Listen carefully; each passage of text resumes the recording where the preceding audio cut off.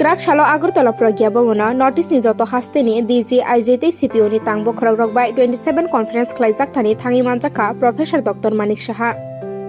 Thangnai bisi thamniya gulo DG IJ level ni o Confrence Klaijak o Tripura o 27 Confrence o mani hamia drugs namani kogrokno khobai main mani simi Assam Mizoram tei Tripura o je drugs sokai mani tei Tripura hasteni gobang gaja Bangladesh ro horjak mani a kogrokno bosajaka. Abono karibo o mani hameni jingjal notice ni kajar hasteo no lomi tongmani mangfri nukjak tongo o jingjalongno police nai muthangrok tamia prisheno aborokno tui bosaka hasteni mantri okra Dr. Manik Saha khranai dibo tam shaka bini khuktunya শৃঙ্খলা আপনারা জানেন কত ভালো হয়ে গেছে। আগে তো বারবার খালি টেরোরিজম সব আপনারা সবাই জানেন। প্রধানমন্ত্রী নরেন্দ্র মোদীজির মানে ইচ্ছা এবং উনি যেটা মার্গদর্শন যে অ্যাক্ট ইস্ট পলিসি সেই সুবাদে সমস্ত নর্থ ইস্টার্ন রিজন এখন একই মানে মালার মধ্যে আবদ্ধ। এখন আগে ইন্টারস্টেটের সমস্যা হতো, এগুলো এখন নেই বললেই চলে। টেরোরিজমের অবস্থা মানে নাই বললেই চলে।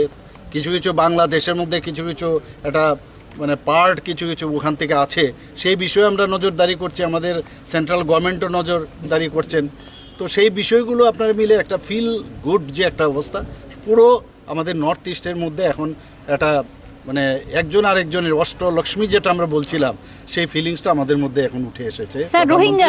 নরেন্দ্র মোদীজির যে ওনার যে মার্গদর্শন ওনার ইচ্ছাই সেটা সম্ভব হচ্ছে। স্যার রোহিঙ্গা যে ইস্যুটা এই ব্যাপারে নর্থ ইস্টার্ন রিজন জড়িত এটার সঙ্গে এই ব্যাপারে আপনাদের কি না? রোহিঙ্গা নিয়ে তো আপনারা দেখেছেন আমাদের এখানে তো তাদেরকে অ্যারেস্টও হচ্ছে বহু জায়গায়।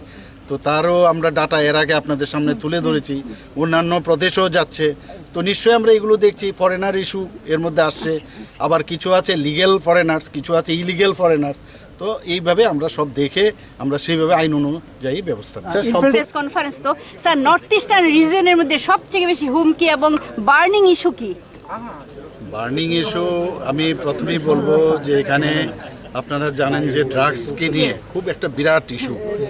তো এখানের যে আমাদের 8টা যে স্টেট আছে নর্থ ইস্ট রিজনে, এখানে মায়ানমার থেকে যেভাবে ড্রাগস তৈরি হয় সেই ড্রাগসগুলো আমাদের ত্রিপুরার জন্য আমি বলছি যে আসাম হয়ে মিজোরাম হয়ে ত্রিপুরাতে আসে এবং ত্রিপুরা হয়ে সেগুলো যায় বাংলাদেশ।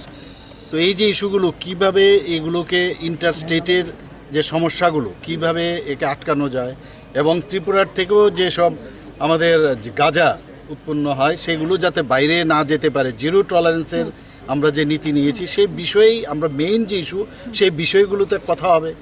আর দ্বিতীয় নম্বর হচ্ছে আজকে 3 বছর পরে এই ডিজি এবং আইজির কনফারেন্স হচ্ছে এখানে, কারণ আপনারা জানেন যে কোভিডের সমস্যা ইত্যাদির কারণে বিভিন্ন সমস্যার কারণে সেটা সম্ভব হয়নি।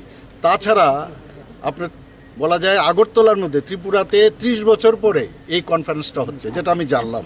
তো আমাদের জন্য অত্যন্ত খুশির বিষয় যে এই যে সবটি স্টেট এবং আমাদের সেন্ট্রাল যে পুলিশিং যে আমাদের অন্যান্য এজেন্সিগুলো আছে তারাও এসছেন এখানে।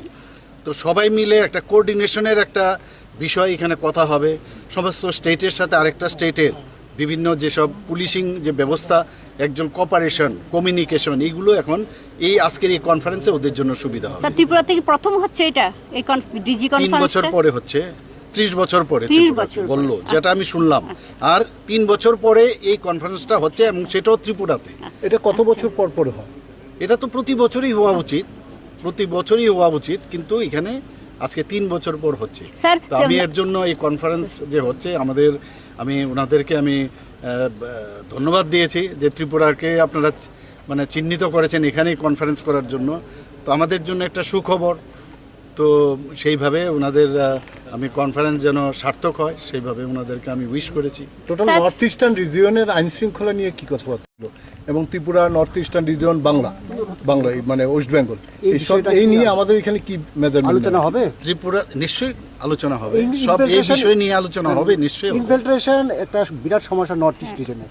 ইনফিলট্রেশন দেখুন আমাদের এখানে প্রায় অলমোস্ট সব জায়গায় ফেন্সিং হয়ে গেছে, কিছু কিছু জায়গায় সমস্যা হচ্ছে ফেন্সিংয়ের। তো সেই বিষয় নিয়েও আমরা সেন্ট্রাল লিডারশিপ বা সেন্ট্রাল গভর্নমেন্টের আমরা ওনার গোচরে এনেছি। তো এই ইস্যুগুলো আমাদের বাংলাদেশ কাউন্টার পার্টির সাথে ওনারা কথা বলছেন যে ওই ইস্যুগুলো যেন আমরা সলভ করতে পারি এবং নিশ্চয়ই সবই যখন হচ্ছে তো এটাও হবে আলটিমেটলি। Thank you.